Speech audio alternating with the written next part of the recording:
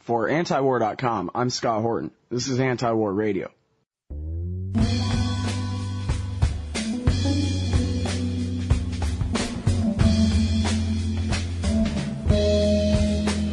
I'm happy to welcome back to the show Grant F. Smith. And if I can find what I did with his book here, then I can read to you the list of books that he's written. You can find him at antiwar.com. Definitely say that. Welcome to the show, man. Hey, thanks for having me on. All right, so we got here Neocon, Middle East Policy. Yeah. Deadly Dogma. Oh, I should read the sublines, too. The Clean Break Plan, Damage Assessment. Deadly Dogma, How Neoconservatives Broke the Law to Deceive America. Visa Denied, How Anti-Arab Visa Policies Destroy U.S. Exports, Jobs, and Higher Education. Foreign Agents, the American-Israeli Public Affairs Committee from the 1963 Fulbright hearings to the 2005 espionage scandal. America's Defense Line, the Justice Department's battle to register the Israel lobby as agents of a foreign government. And now the brand new one, which I hold a review copy of in my hand here, Spy Trade, How Israel's Lobby Undermines America's Economy. And I think I'm detecting a theme here, Grant, which is that you're against foreign countries spying on America. Is that it? Well, it's not so much the spying. I guess it's more the criminal activity that takes place to advance the interests. And what you have in your hands, and what you'll have in your hands on November 1 when the final hits the streets, is declassified but unauthorized evidence of some of that wrongdoing that through classification, which is improper in this case, and a lot of other reasons, people have never been able to find out about. So what we're trying to do through Freedom of Information Act filings and really going after the government to get the kind of things that you're seeing in that book is to stop writing histories that, are pure fluff and actually talk about what really happened. Mm-hmm. Let me also go ahead and mention here the Institute for Research, Middle East Policy. So it's IRMEP, IRMEP.org online, right? Right. Okay. I want to direct people to that, and you're absolutely right here, just in the the galleys version here, the review copy version. There's all kinds of declassified documents here, and you say in the book that you just got, the mother lode at the end of the end of July 2009. Right. They sent you, a big FedEx box full of documents about FBI investigations going back how many years? Well, these are 2.5 decades, but you've really got to imagine it. This took over a year of fighting dogged resistance. If you thought about it, this is a battle that began 90 miles west of here in Washington at an FBI campus in Winchester, where they received all of their FOIA requests. They denied that any of these documents that form the core of that book existed. They put up fierce resistance, really barricaded themselves in. And so we had to FOIA the Washington field office as well late in 2008. And then Winchester brought in the DOJ, which put up resistance to expedited FOIA requests, because we were really going after this data to file some more amicus briefs in the Rosen and Weissman trial, but they didn't release any of it, of course, in time for that. But Obama put out an executive order in January saying that there should be a presumption of openness across government agencies, and that really spurred the way for a final request direct to FBI Director Mueller to get these documents out. Wow, really? You mean, so that wasn't just some line on TV? There was actually a policy there. We've got over a presumption of openness. Yeah, presumption of openness. That's in an order that... Hey, I want to tell you a story, Grant. So when I first started doing a radio show, I was interviewing Robert Stinnett, who wrote Day of Deceit, The Truth About FDR and Pearl Harbor. And toward the end of the interview, he says, and I found out in some of these documents that not only was the idea of trying to disrupt the Holocaust, the death camps and so forth, not on the agenda for the Roosevelt administration. It was actually on the definitely don't do this agenda. It was on the do not bomb no matter what list. So we know that the bomber pilots had secondary and third-dairy targets if there's cloud cover over your original target, that kind of thing. On the do not bomb no matter what list were the railways to the death camps and so forth. And I said to Robert Stinnett, and he just discovered this in the documents himself, and I said to him, well, that's the craziest thing I've ever heard. What could possibly be the explanation for that? And he said, well, I don't know, because they reclassified all of my historical documentation I was going through because of the Patriot Act. So these documents about Roosevelt's policy in World War II became, again, a matter of national security, and his research was stopped dead in its tracks. So what you're saying, I guess, makes me hopeful that we can get the rest of that story, as well as maybe some more stories that we don't, Donald Rumsfeld's unknown unknowns, right? Who knows what we might find here. Yeah, I heard that interview you did with Stinnett and was fascinated by it. I mean, that's certainly probably one of the ugliest chapters in American history in World War II, if in fact they refused to bomb, railroad lines to the concentration camps. And, that's the kind of thing that, just boggles the mind. It's painful, and I'm sure, people don't want to deal with it, but if that's the truth and he brought out the documents, well, we should put that into our history. We should read Well, and about I've read that something along those lines in Newsweek before. I mean, it's not just Stinnett. That's been around. But that story about the reclassification of those documents was almost as astounding to me as the story itself. But anyway, I'm really glad to hear you say that. Obama's saying a presumption of declassification, a presumption of openness, that actually meant something, that there's actually even, here direct evidence that things changed because of that. That is absolutely great news. Well, his memorandum was really slated to roll back what was the pervasive secrecy that you saw in the Bush administration, where they were, in fact, pulling things off of websites, particularly assuming at FBI and State Department that they could dance around FOIA requests and throw up all sorts of bureaucratic obstacles. I'm not saying they're not doing that anymore, but the FBI won an award from the National Security Archive at George Washington University. They pull out a lot of declassified documents and do excellent research.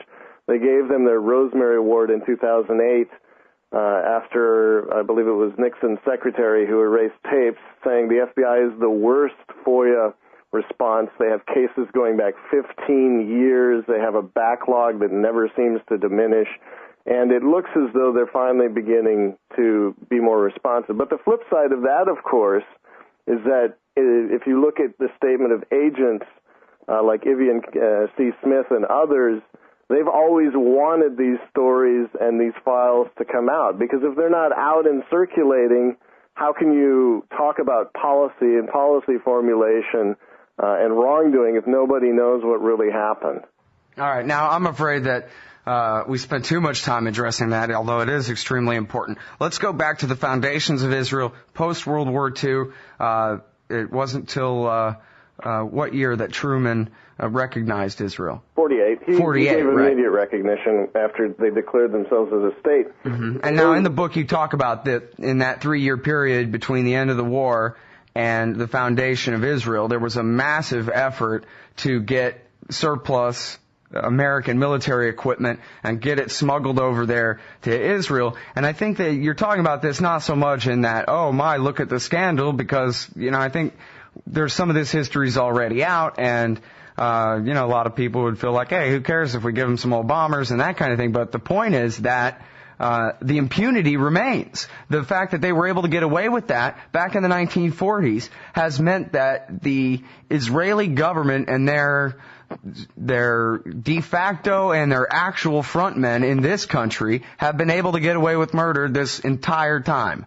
Well, the major attribute of the lobby in its nuclear form back at that period was the assumption that any crime committed in the name of Israel should not be punished. And so if that's attribute one of the lobby, what we're saying in this brief history, again using CIA documents and first-hand accounts, is that that's when it was formed.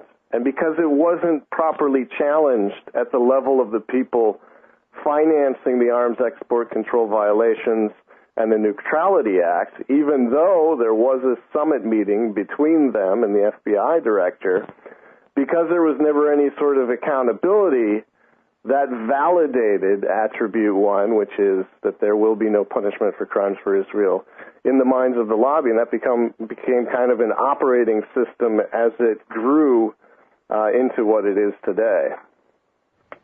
Well, now, give us some more examples of this through history. I guess your previous book, you talk a lot about how Kennedy was trying to, and I guess really Robert Kennedy, the Attorney General at the time, was trying to register the Israeli lobby as agents of a foreign government. But then after his brother was assassinated, and I guess you say one of the leaders at the Justice Department on the case died of natural causes, and the whole thing basically just kind of fell apart, but that there was already a pretty big counterintelligence push inside the federal police forces against what was going on here. It's just that the politicians, with that sort of exception, never let it get any further than that. Is that basically right? That's right. That talks about AIPAC's predecessor organization, the American Zionist Council. And we do mention it again in this book from the standpoint that the showdown between the lobby at that point and the Kennedy administration wasn't so much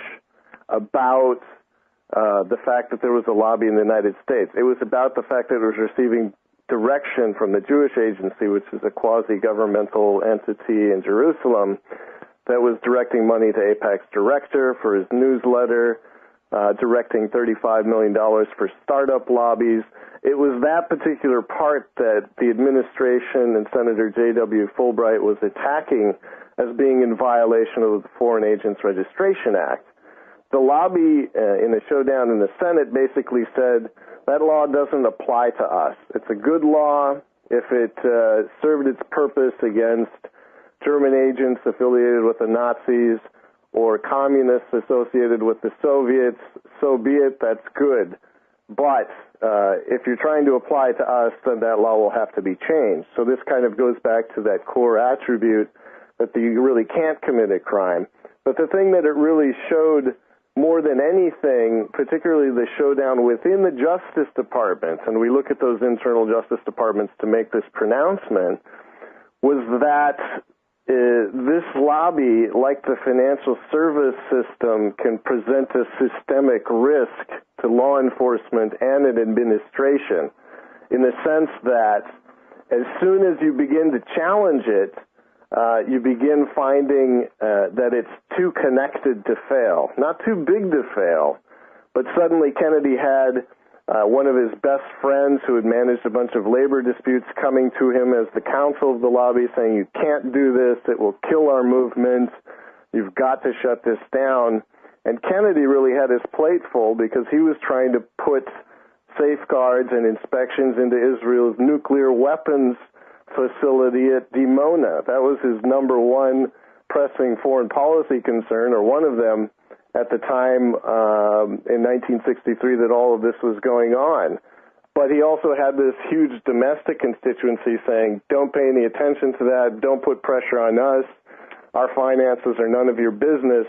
And so that second attribute of too connected to fail was really shown to him. It would be as like this. If you were treating me badly on this interview, suddenly you get a cell phone call from your mom saying, Scott, ease up. It's that sort of influence and access that's shown repeatedly within the Justice Department and FBI documents, where these sort of confrontations over violations are shut down because of this too connected principle. Well, let's update it for 2009. We got Jane Harman sitting right now in the House of Representatives on I forget which subcommittee of the House Intelligence Committee. You got Dennis Hastert and Bob Livingston, both former speakers of the House, both of them on the take according to at least a couple of credible sources there. You have the whole Sibel Edmonds mess, Larry Franklin, the convict in the Office of Special Plans, everyone in the whole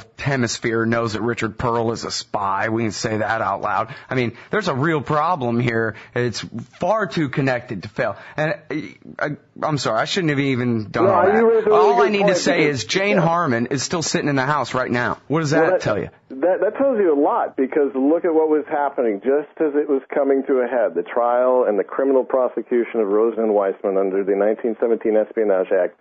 Suddenly Obama looks around and he sees key Democrats under threat of exposure for things that he probably had no idea what were going on. You know, we have this leak of a wiretap about her.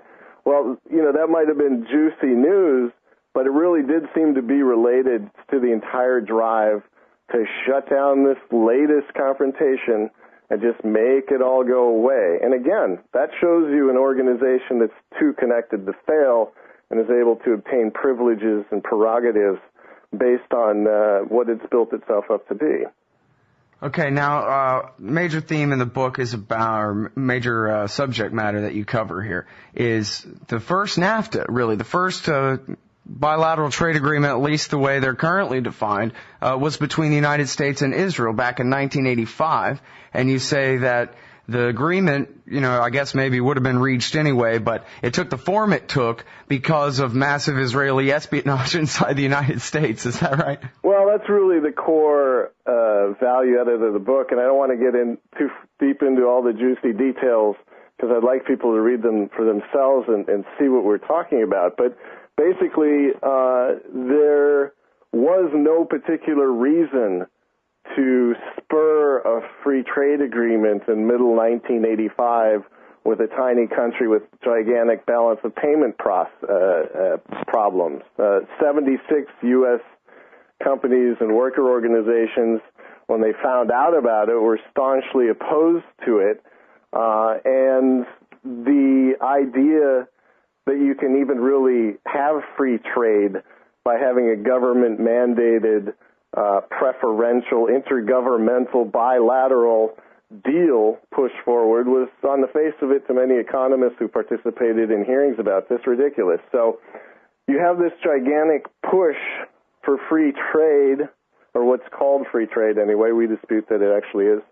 In the mid-1980s, just as the Iran-Contra scandal is taking off and Israel's playing a central role in transferring arms to Iran in the vain hopes that it might someday recover all of its lost economic benefits that it had underneath the Shah. You have the Jonathan Pollard incident, where a Navy analyst is found scooping up massive amounts of classified national defense information. And in the middle of all this, you have what we're referring to as the third scandal of 1985, the one that nobody's ever heard about, because it was investigated. Various interviews were held on forms and doing processes that were meant to secure grand jury indictments. People who today are lobbying, are in positions of influence, particularly pushing for U.S. sanctions on Iran, economic sanctions, blockades, and all sorts of financial warfare, if not actual attacks on Iran, were involved in this earlier effort. And so we're talking about this, and we're talking about it now because it has so many parallels to what's going on today. The same organizations, the same prerogatives, the same stealth and illegal activities, in this case, pushing the U.S. into economic and regional policies that are not in its national interest. Mm-hmm. Well, there's a couple things there. First thing is, if we didn't have this kind of trade deal with Israel, then who would write the software to run all the NSA's eavesdropping equipment? Well, you're going to have to call James Bamford or one of your other experts to talk about that. But basically, you're right on, because all of the accords about information sharing, memorandums of understanding, which first took place with the U.S. Department of Defense and Israel, are what probably most started that industry and remain the most secret to this day. I have to tell you right now, Scott, that the agency or the department that is most resistant to releasing any of the documents that we needed for this history is the Department of Defense. Mm-hmm. Well, now, and also when you say Israel in operating as their role in Iran-Contra, selling weapons to the Ayatollahs in the 1980s. You say that they were doing that in the vain hope that they were going to get their old economic position back in Iran that they had under the puppet fascist dictator, the Shah Reza Pahlavi and his Soviet secret police force. But I wonder, do you know or do you have an opinion maybe about when the Israelis gave up on that hope as being something vain? Because it seems like that must be the difference between when the Ayatollahs are so evil that we can't possibly deal with them and how evil they are now, because we know that they've been a year or two away from a nuclear weapon since 1979, so that hasn't changed. Well, the little segment about Iran in 1979 being such a critical year, the Islamic Revolution was a shock to Israel because Iran was a major petroleum supplier. It was purchasing all sorts of weapon systems, including being in line for an Israeli ballistic missile and all sorts of technological assistance. So the loss of Iran as a captive market for Israel is almost incalculable. And you can't really look at the free trade agreements in Israel turning to the U.S. for even more support without looking at how important Iran was.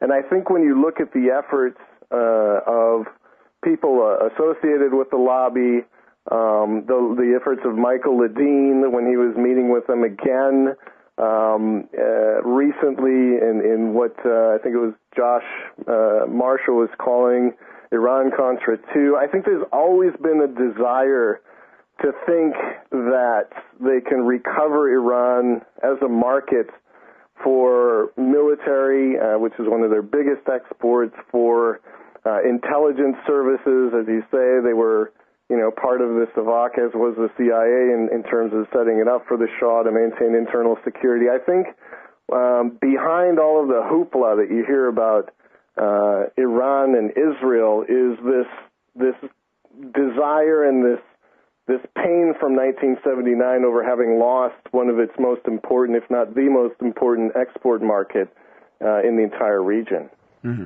Well, and that's certainly the same thing for the Americans as well. I mean, that was their Iran. They stole fair and square. They planned to keep it forever and ever and ever, and they'll never let those Ayatollahs get away with declaring independence. Well, yeah, I mean, it's obviously there's a parallel interest there. When the U.S. overthrew Mossadegh in '53 and was going after, setting up the regime of the Shah, obviously, if you look at the history of Kermit Roosevelt and the British petroleum, it was really the British in sort of staving off the Soviets that was more of interest rather than, the resources. But, that sort of imperial play and the interests of Israel have always been behind a lot of sort of this shallow discussion about, whether they've got a nuclear facility hidden under a mountain somewhere that might produce, a little bit of low enriched uranium. So we're trying to really make a parallel between what was happening in the middle 1980s and movements and policies that were geared to recovering this as a market and what's going on today. Mm-hmm. Now, I think I missed a cue there a couple minutes ago about the Pentagon and Israeli infiltration of the Pentagon. And I think maybe I can lead you back to that by asking you to elaborate on the story of Jonathan Pollard. Now, I guess I've read a little bit about this. I know Cy Hirsch has an article called Why Jonathan Pollard Should Never Be Released, the Traitor. And it's got some pretty bad stuff in there. But I think your book was the first place I'd read that he stole over 1 million documents. And so anyway, I was just going to assume that there's a lot of young people in the audience, maybe people who don't know anything about Jonathan Pollard at all. Maybe you can tell that story. Well, sure. Jonathan Pollard was a Navy analyst, and he had always had strong affiliations and sentiments about Israel. He often talked about becoming a Mossad agent. In fact, it's somewhat of a mystery about why he ever even secured a security clearance in the first place to get access to all of these documents. But basically, in 1985, he was actively functioning as a member or providing documents to the Mossad about different weapon systems from a naval research facility. He was under video surveillance in November, December, when they finally confronted him and grabbed him. And he presented what the Secretary of Defense said was probably the most single damaging infiltration of U.S. National defense information that had ever been perpetrated. And there's a lot of question about whether during this time, when Israel was trying so hard to beef up its population with Soviet emigres, whether any of the information he stole compromised U.S. agents operating across the Soviet Union, and other things that were obviously not in the U.S. national interest. So, this particular incident came at a time that became a turning point for the U.S.-Israel relationship, because up until that time, the United States had been very happily following an idea of various Israelis who had been meeting and talking about it since 1979 of selling weapons to factions within Iran with the idea of restoring relations with a class of people who were interested in a counter-revolution and with strong ties to the military. So at that very point, suddenly that whole operation began to unwind and sort of go south, as it were. But, again, the third scandal of this entire period and that particular moment with Pollard also reopens what was at that time a dormant investigation of both the American Israel Public Affairs Committee, which led back to the same place that was handling Pollard. Well, and that one was so big that they had to bust it, right? Because he would have had, half the CIA resign or something if they didn't go after that guy. Well, that wasn't really an Israel lobby type of thing. That was Pollard and I believe it was Rafaetan and several intelligence agents.